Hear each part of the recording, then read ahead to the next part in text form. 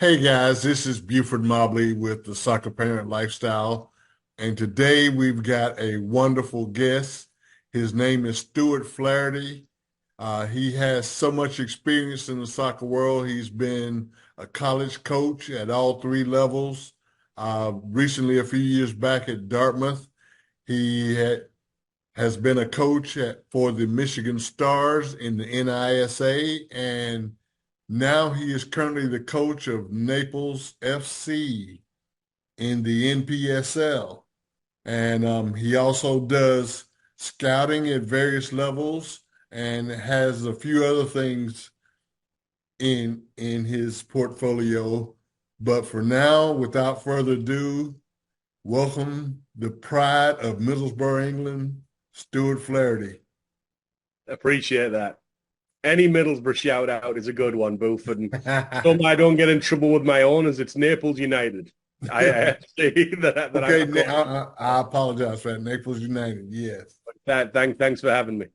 Oh, thank you for being here. So let's get started. As I mentioned now, you currently coach in the NPSL and you have coached in the NISA. Are there any discernible differences in competition level between the two leagues? Yes. Yeah. I mean, I say about a lot of different levels, there is differences and there is overlap. And I mean very literal overlap. Like when I coached NISA, NISA as they call it, we won the championship.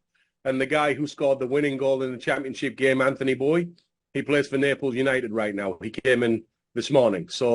And we have 8 players here who either played for me or trialed for me at the Michigan Stars. We have another 4 players here who played against me in NISA. So there's very literal overlap there of guys who literally have between them 200 to 300 NISA games playing in the NPSL. So it's the same guys with a different badge on their sleeve. But if you're going to say the differences, I think it's depth. Whereas I think we will have most NPSL teams are going to have 5 to 10 guys who are going to be on the conversation to make the NISA rosters or the USL rosters or maybe the MLS Next Pro rosters. Whereas they've got teams full of them. So much like top of D1, top of D2, I don't think it's that there is a level that is absolutely unattainable in NISA than there is in NPSL, but I just think there is far more depth of quality in NISA.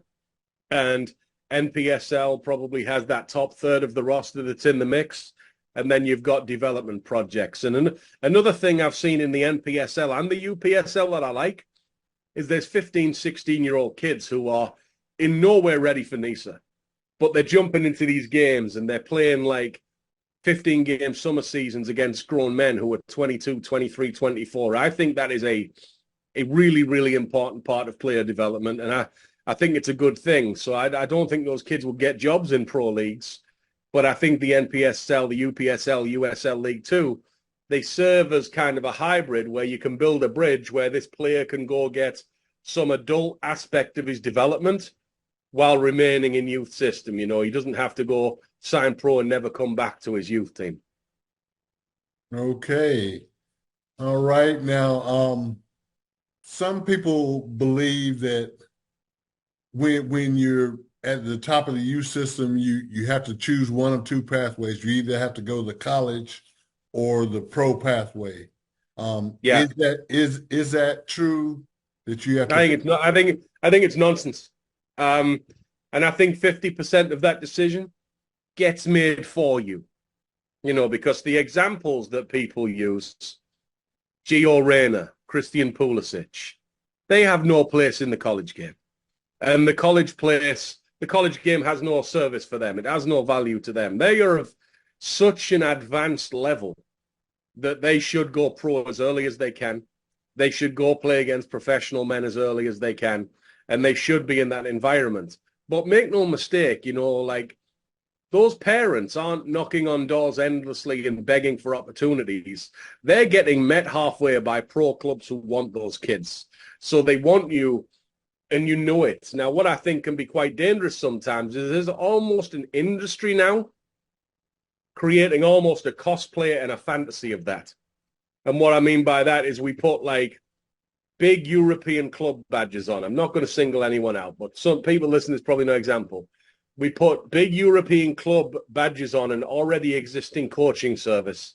And now we take situations where we send players into that coaching environment and we kind of sell it as you don't need to go to college now.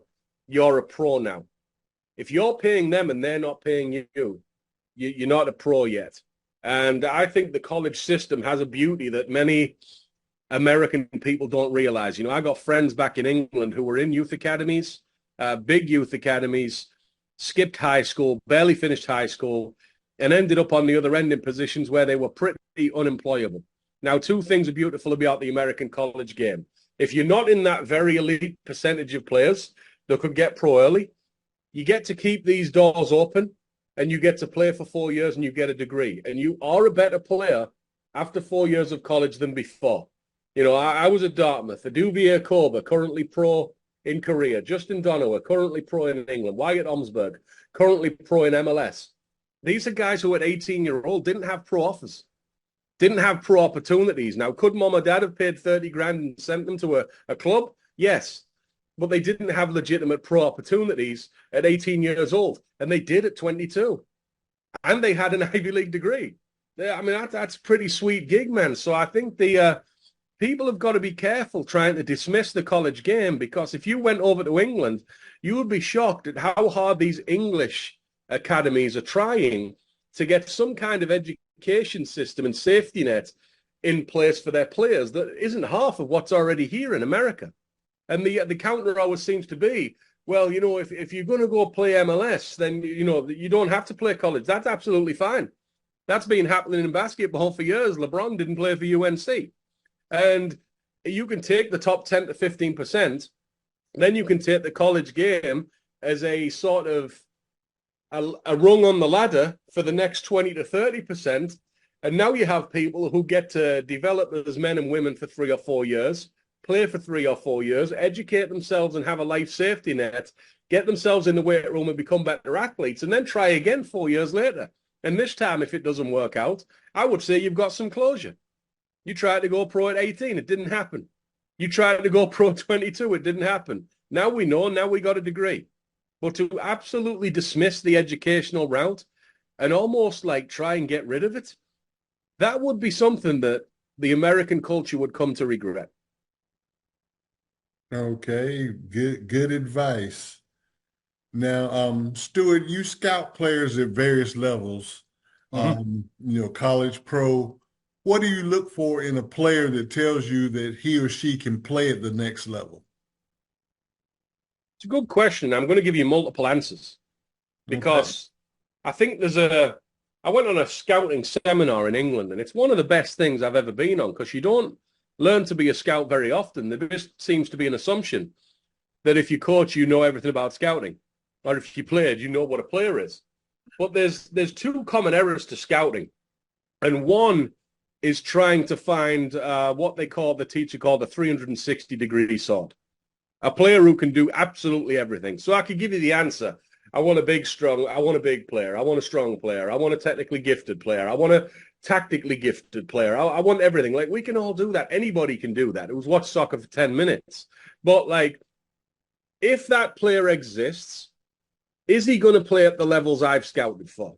USL Championship, NISA. No, man. No, the perfect player isn't going to play. I've coached at D3 college, D1 college, you know, NISA. I've been an analyst at the USL Championship.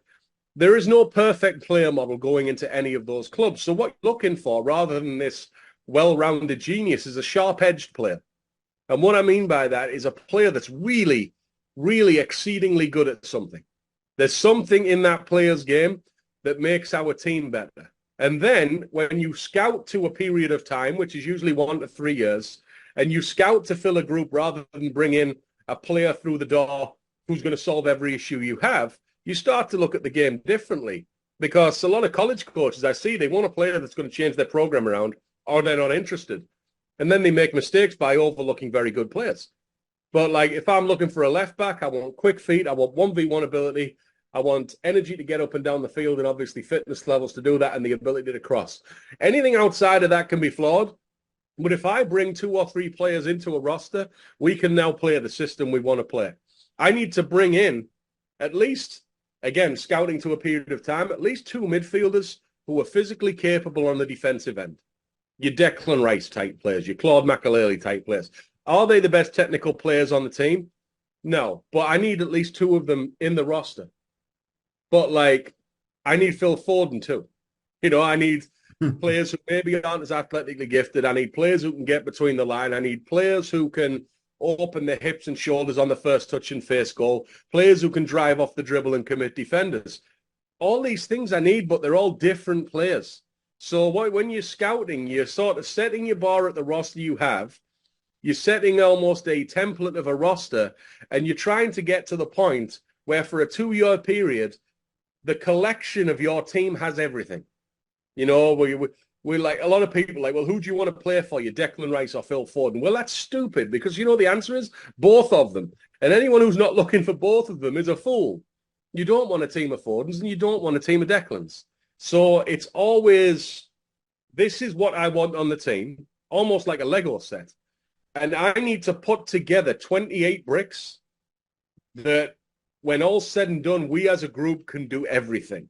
Now, players will go in and out of form. Players will be better than you think. Players do you worse than you think. But the superstar culture we're in, Buford, is insane. It is. Like, we have pro teams losing games on purpose because they think that the next kid we pick first out of college is going to fix everything.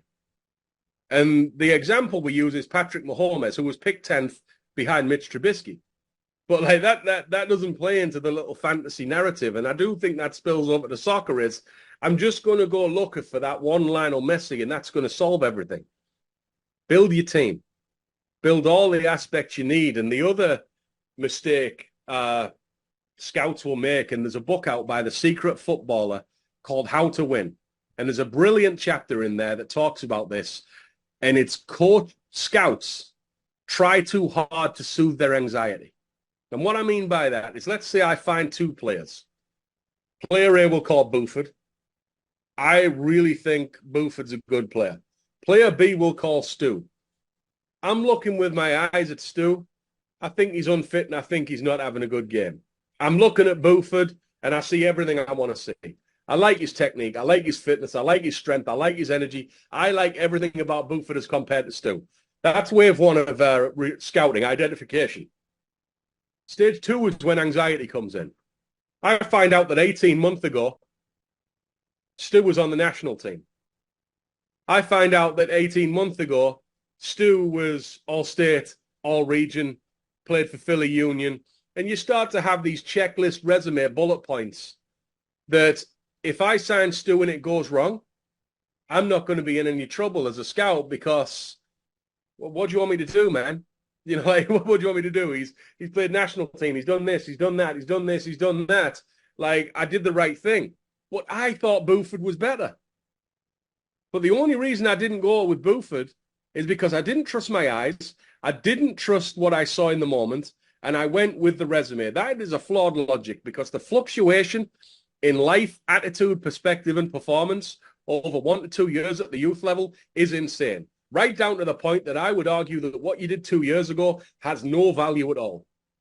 Really doesn't. If someone is coming to outperform you, then you have to go with what you see. But I do think there is a fear of, you hear things from coaches. Like, I was at one school and there's a coach in the office and there's a player who was big and he was strong and he was fast and he had everything we're looking for. And they was like, well, why doesn't anybody want him?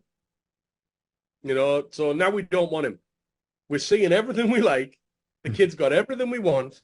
We've got the open spot, but human anxiety has come to play and said, well, I don't want him because Stanford don't want him either. Well, if Stanford want him, he ain't coming. He's not at our camp. And it's like this almost group think that takes over scouting, that we're only allowed to say we like the players that everybody likes. So everybody goes for the same players. So gravity of the best players going to the best schools and everyone else just settling for the dregs. There's a lack of bravery in scouting. There's a lack of trusting your own eyes in the moment. And there's a lack of understanding that, like, you might have been the first person to see it. That kid might now be living and performing at a level he wasn't 18 months, 2 years ago. We might.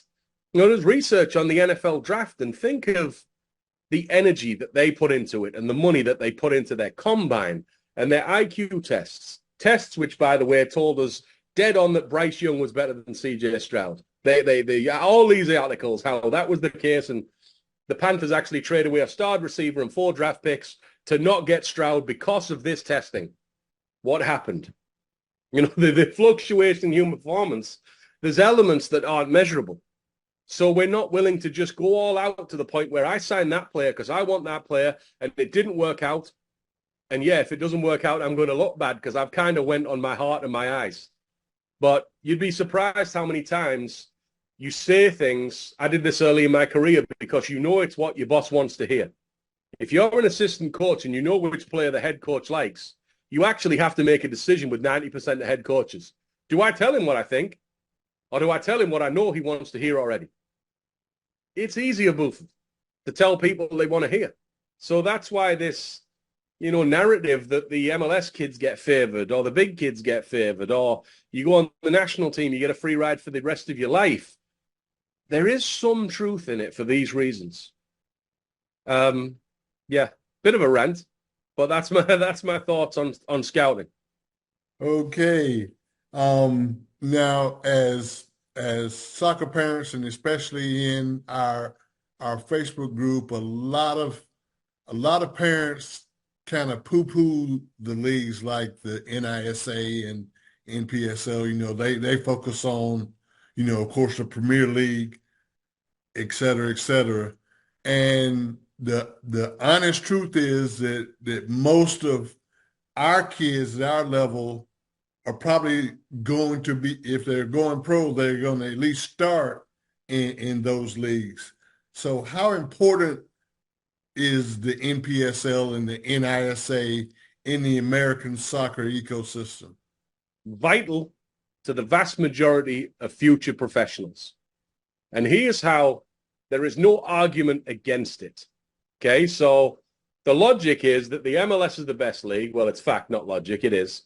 Then the championship, and then you got NISA and USL League One and MLS Next Pro is the third tier, right? They put MLS Next in the third tier. And that was going to be the third tier league. It was just going to be MLS teams. It was going to be the primary feeding system. Do you know what happened? They realized that when those MLS Next teams were in the championship, losing routinely, I saw with my own eyes Hartford beat the Red Bulls 7-0. I saw Philly Union 2 lose multiple games with great players like Jack McGlynn and Nathan Harriel on the team. They would lose all the time, and they would lose because a 19-year-old professional is different to a 25-year-old professional. Spin it however you want. Talk about technique all you want. But when it comes to the reality of competition, a 25-year-old veteran pro at second and third tier level has an advantage over 99% of teenagers. They realized that. And the gap was too big between MLS Next Pro and MLS. So Chattanooga FC, who's in NISA, which is a bad league, right? They're in MLS Next now. Huntsville, they're in MLS Next now. So a league that was designed solely for MLS Youth Academy is now constantly taking in teams without age limits who are independent clubs from third-tier leagues. Why? Because they need to build the bridge from 18-year-olds playing against 18-year-olds to throwing these kids to the wolves of games in the MLS against good teams.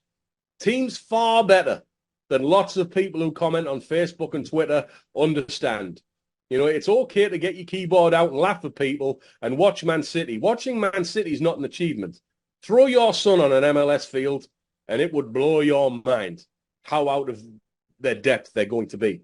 So even with Atlanta's youth team playing against Philly's youth team, we still needed clubs like Chattanooga because they still needed to do things like play against a 26-year-old Moldovan national team centre-back in Prepelita. They still needed to play against a 28-year-old centre mid in Alex McGrath, who's a third-tier pro. Those fullbacks still needed to mark 28-year-old Taylor Gray, who's a third-tier pro, because that is, you've got the MLS absolute elite youth, and as far as America goes, MLS Next players, that's where the best young players are. It is. And people talk about these kids from, the poorer areas. It's tremendously disingenuous to suggest that those kids don't find their way inside academies on scholarship, because I know they do. And then you've got This group of players who've never played MLS, but they're 5 to 10 year pros, and now they're in the mid-20s, and now they've got 50, 100, 150 games under their belt, and then they've got the MLS. Without this, Buford, this doesn't work. And they know that, and that's why you'll continue to see year after year after year, MLS Next Pro will grow, and they will add clubs like Chattanooga FC, and people will wonder, why are they doing that? You know, that doesn't make sense. It makes perfect sense from a developmental aspect. And you can't just go from regular youth to pro. You actually can't even really go from regular youth to D1 college. If you want to get noticed by a big D1 school and you spend the summer playing USL2 and NPSL against active college juniors and seniors, Vermont Green beat a pro team in the Open Cup. You know, an NPSL team took Oakland Roots, the championship team, to extra time. College coaches know this. It's like a lot of people think it's like, well, I can do this, so I can go there. Everybody can do this. So now, can you do it against grown men who've done what you're doing right now, but they've done it for years longer? That's tough, man. And that's the purpose of leagues like NISA. That's the purpose of summer leagues like NPSL, UPSL, USL League 2.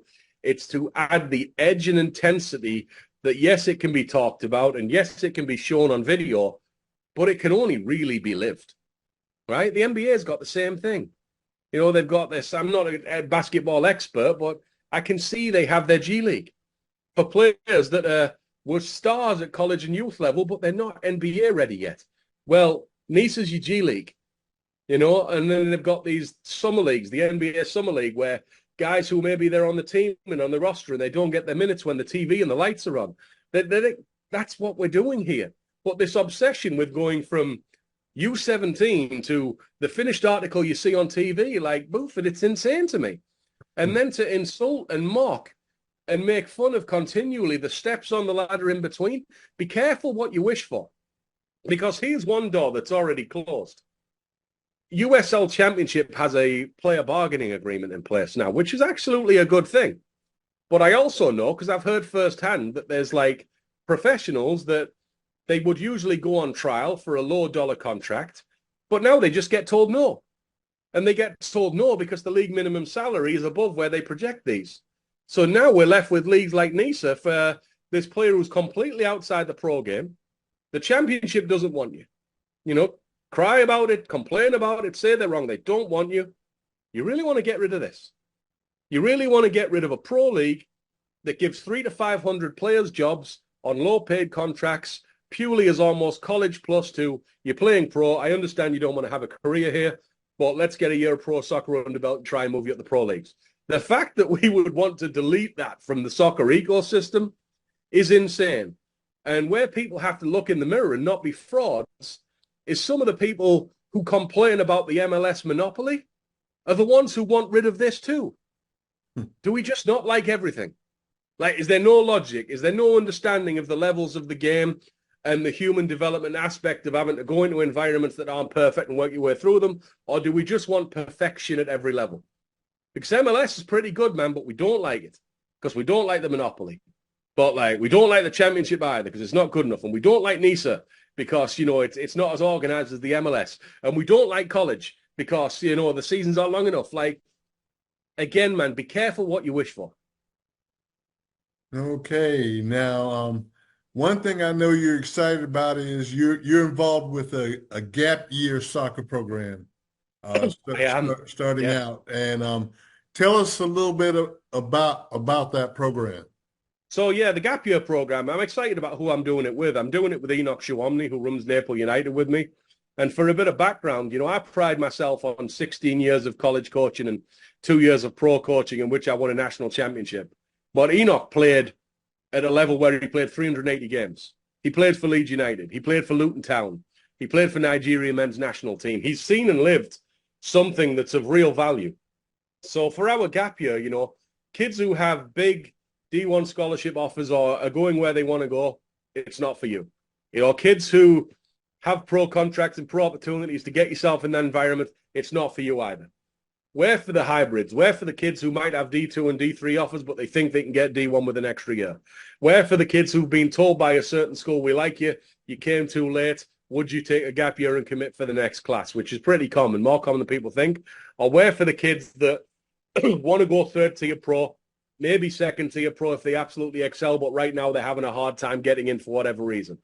We're for those kids, and it's selling well. There's lots of people out there who need a bridge from where they are to where they want to go, and this is the time of year, April, May, June, where things are going to start rolling in August, and you need to make a decision. So we got kids from MLS Next, we got international kids, we got kids from ECNL, and what you do is you come to Naples, and you have the option. You can take a flat-out gap year, you can take a PG year with online schooling, or we can set you up with some classes at a local community college, and you can boost your academic profile. You train on the fields every day, and you play year-round in an elite fourth-tier men's amateur league. So you've went from your youth soccer, which obviously it's MLS Next, that will have a bit more glamour, but is it better? I would argue no, because your games are going to be against players who are 20, 21, 22 years old. Enoch was at Global Institute of Sport and has arranged a friendly with Inter Miami's U19s. We're going to have a game against the D1 team that's a 40-minute drive away. Now, the reality of that game is it probably isn't going to be their starters, but it's going to be their bench guys and guys who need minutes and, well, like guys on the roster. And what we'll say to our guys is, this is the guys you're actually competing against. You know, you don't get to go in as a freshman and jump over all these guys. These are the guys who are living what you're going to live. Like, maybe I'm starting, maybe I'm not. So that'll be a good game. We're going to do the same thing against the D2 team, against the D3 team. So there's going to be a 20 to 30 game schedule against UPSL level opposition, our colleges, pro reserve teams, and youth teams. The daily training with us that will come in blocks. It won't be as much like a college team where you're just trying to win. There'll be defending weeks, possession weeks, attacking weeks. We'll talk through the different styles that you might see, because if you're a youth coach and you're teaching someone to play possession, I know possession sells well, but like, we don't want to develop players who can only play well if they go to a school or a team that plays a 4-3-3 and gets the ball at their feet, because there's different ways to play the game. And the reason that you don't make it shouldn't be that there's 6 styles to play this game predominantly in America and you can only do one of them. And you only really want to do one of them, because that ain't how life works. You know, it just isn't. You have to be adaptable, and you have to find a way to sharpen your sword and perform your skills under pressure for results to get where you want to go. We will have weekly sports psychology. We'll have video study. It's effectively community college without losing any eligibility. That's how we see it. So yeah, we're excited about it. I'm hoping you're going to put a link, and I'll find a way to share an email with people listening, even if it's the comments, if people want to discuss further. But I'm really excited about what we can do, because I know the players we've brought in have the capability to get where they want to go. And I know me and Enoch have the knowledge and wisdom and drive to help them get there. Yes, there will be a link below the video here. And just one last thing, Stuart. Where can parents and players find you online? Instagram and Twitter, it's at Stuart Flaherty. DMs are always open. Happy to discuss anything. All right. Well, Stuart, you've given us a lot of information on the American pro soccer scene, and realistic information, which is what we're looking for. And it's always a pleasure to have you to come and talk with us. And I hope you come and talk with us again soon. Appreciate you, brother.